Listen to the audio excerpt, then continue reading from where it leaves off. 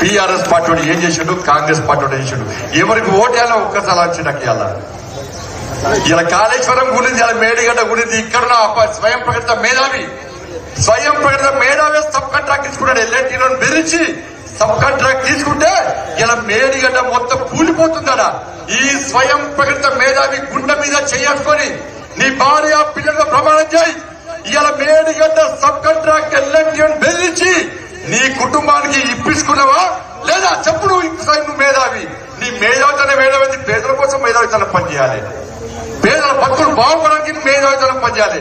రోడ్లేంచింది నేను, గ్రామాలకు నిధులు తీసుకొచ్చింది నేను, పేద ప్రజల కోసం కొట్లాడింది నేను, ఏ రోజు రెస్ట్ లేకుండా యుద్ధం చేసింది నేను, కేసులకు పోలీస్ స్టేషన్ చుట్టూ జైలు చుట్టూ తిరిగింది నేను.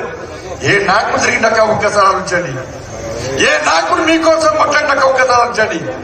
ఇలా మీకోసం కొట్లాడే నాయకుడు ఏమన్నా టైం పాస్ పాలిటిక్స్ చేసి మిమ్మల్ని మోసం చేసి ఇచ్చేసిన మధ్యదేశం అంటే బీఆర్ఎస్ కాంగ్రెస్ పార్టీలు ఒక్కసారి ఆలోచించాక. ఇలా మీ చుట్టాలకు ఫోన్ చేయడం ఎవరికన్నా, హైదరాబాద్ ఉంటాయి, వరంగల్ ఉంటాయి, జగిత్యాలు ఉంటాయి, ఎక్కడ మీ చుట్టాలకు ఫోన్ చేయడం అన్న ఒక్కసారి. నేను బండి సంజయ్కి ఓటేస్తామంటే శబాష్ బండి సంజయ్కి ఓటేస్తామంటారు తప్ప ఇక బండి సంజయ్కి ఎందుకు ఓటేస్తాం ఎవరు అంటారా అన్న? ఎవరన్నా ఏడవైనా పేదలు బండి సంజయ్ అని గుండెలు పెట్టుకుని చూస్తున్నట్టే ఇలా మీకోసం కొట్లాడినా కాబట్టి, మీకోసం నా బతుకులు నాశనం చేసుకున్నా కాబట్టి, మీకోసం నా సర్వస్వాన్ని త్యాగం చేస్తా కాబట్టి, మీకోసం జైలుకు పోయినా కాబట్టి, మీకోసం చచ్చిపోయేటువంటి బతికిన కాబట్టి ఇవాళ తెలంగాణ మొత్తం బండి సంజయ్ అంటున్నాక ఇలా కాంగ్రెస్ వాళ్ళు వచ్చింది.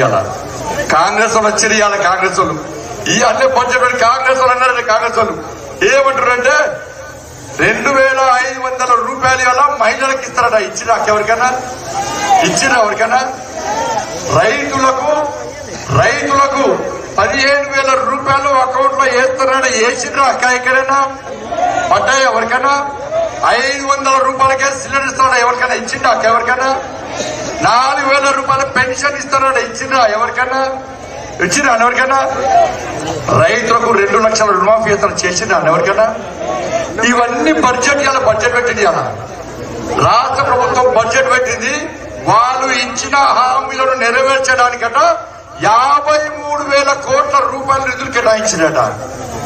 మీరు ఈ 5కి ఇస్తేనే 5 లక్షల కోట్లు కావాలి. ఇలా 53,000 రూపాయల నిధులను కేటాయిస్తే 53,000 కోట్ల రూపాయల నిధులు కేటాయిస్తే మిగతా పైసలు ఎవరు ఇవ్వాలి?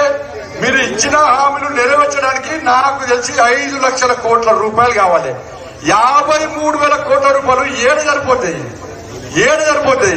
ఇవాళ బీసీలకు సంవత్సరానికి 20,000 కోట్ల రూపాయలు కేటాయిస్తారు. ఇలా 8,000 కోట్ల రూపాయలు మాత్రమే కేటాయించారు. ఇవాళ విద్యకు 16% ఇస్తున్నారు. 7 సరిపోయి 16% వేడి అది ఇస్తలేరు. రైతులకు కూడా కేటాయించిన స్థాయిలో నిధులు కేటాయించలే. ఇలా 7 నిధులు కేటాయించకుండా 53 లక్షల కోట్ల రూపాయలను 53,000 లక్షల కోట్ల రూపాయలని వల్ల ఎక్కడ తీసుకొస్తారు? ఏ ప్రాంతం పట్టుకొస్తారు? మీరేంటిది తెలంగాణ రాష్ట్రం పరిపాలైంది, అప్పులప్పాలైంది. ఈ 53,000 కోట్ల రూపాయలు 53,000 లక్షల కోట్ల రూపాయలు ఏడొస్తాయి? దేనికోసం తీసుకొస్తారు? ఎక్కడి నుంచి తీసుకొస్తారో ఒక్కసారి మీరందరూ ఆలోచించండి. వాళ్ళ కాంగ్రెస్ ప్రభుత్వం ప్రవేశపెట్టిన బడ్జెట్ కు వాళ్ళ ఇచ్చిన హామీలకు ఎక్కడ కూడా పొంతన లేకుండా ఉందన్న విషయాన్ని వాళ్ళ తెలంగాణ సమాజం గుర్తిస్తుంది. దీనివల్ల ఏమర్థమైందంటే మేము ఇచ్చిన హామీలను నెరవేర్చలేము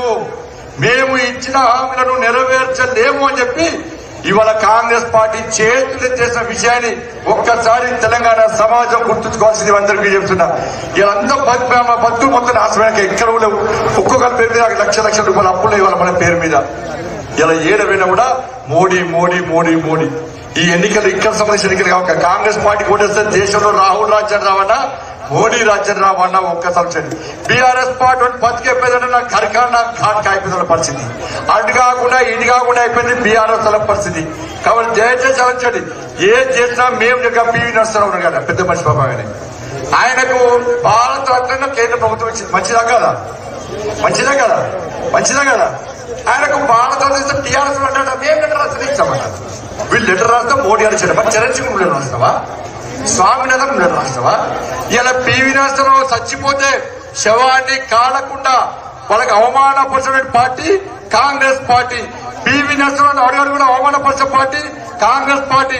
భారత కేంద్ర ప్రభుత్వం ఇస్తే కనీసం అసెంబ్లీలో కృతజ్ఞత కూడా చెప్పని మూర్ఖత్వ పార్టీ కాంగ్రెస్ పార్టీ.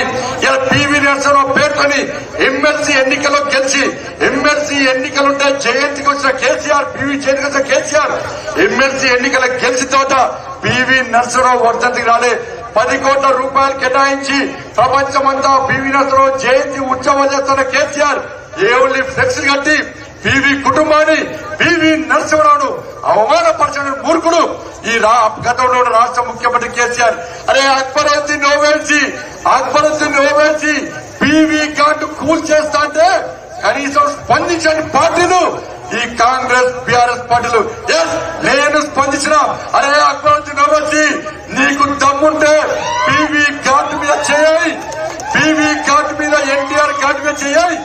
10 నిమిషాల్లో నీ దారులు స్థలం పూల్ చేస్తా అని చెప్పి వార్నింగ్ ఇచ్చిన పార్టీ భారతీయ జనతా పార్టీ. ఉన్నదన్న సమాజం, ఈ భారతీయ సమాజం బీజేపీ బండి సంజయ్కి ఉన్నాడు.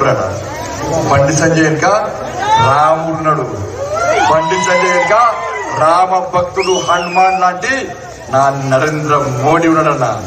నరేంద్ర మోడీ తర్వాత ఈ రాముని వారసు అందరూ నా వెనుకున్నారన్న. కాంగ్రెస్ ఉన్నారని టీఆర్ఎస్ ఉన్నారన్న, ఎంఐఎం పార్టీ ఉన్నాడు, దుర్కోలం దాటున్నారు. ఇది ఉన్నారు 80% ఉన్న ఇదున్నారు. ఈ దేశంలో ప్రపంచం అంతా ఆశ్చర్యపోతుందన్న. ఒక దేశ ప్రధాని రాజకీయాలను పక్క పెట్టి, ఓట్లను పక్క పెట్టి, సీట్లను పక్క పెట్టి, స్వార్థ రాజకీయాలను పక్క పెట్టి ఈ దేశంలో 80% ఉన్న హిందువుల యొక్క ఆరాధ్య దైవమైన అయోధ్యలో రామచంద్రుల వారి గుడిని నిర్మించడానికి అనేక మంది కర సేవకులు త్యాగం చేసినాక మీరు అందరూ అనుకుంటారక్క మోడీ గారు గుడి కట్టిర్రు, మేమందరం పూజలు చేస్తాం అయిపోయి అనుకుంటారక్క. కానీ రాముని గుడి కట్టడానికి 100 మంది మా కార్యకర్తలు చచ్చిపోయారక్క. కాల్చేసిండు ములాయం సింగ్ గవర్నమెంట్ లో కాల్చిరు. కాల్పులకు మా తమ్ముళ్ళు వల్ల చచ్చిపోయారక్క చాలా మంది. అక్కడ సరయూ నది ఉంటది, సరయూ నదిలో మొత్తం పుట్టల శవాలైన సంవత్సరం పాటు అంతమంది చచ్చిపోయారు రాముని గుడి కట్టడానికి. ఇలా కాంగ్రెస్ కూడా చచ్చిపోయారు రాముని గుడి కట్టడానికి, బీఆర్ఎస్ పార్టీ చచ్చిపోయారు రాముని గుడి కట్టడానికి. కానీ వాస్తవాలు వచ్చిన ఎవరు మీకోసం పనిచేస్తారు?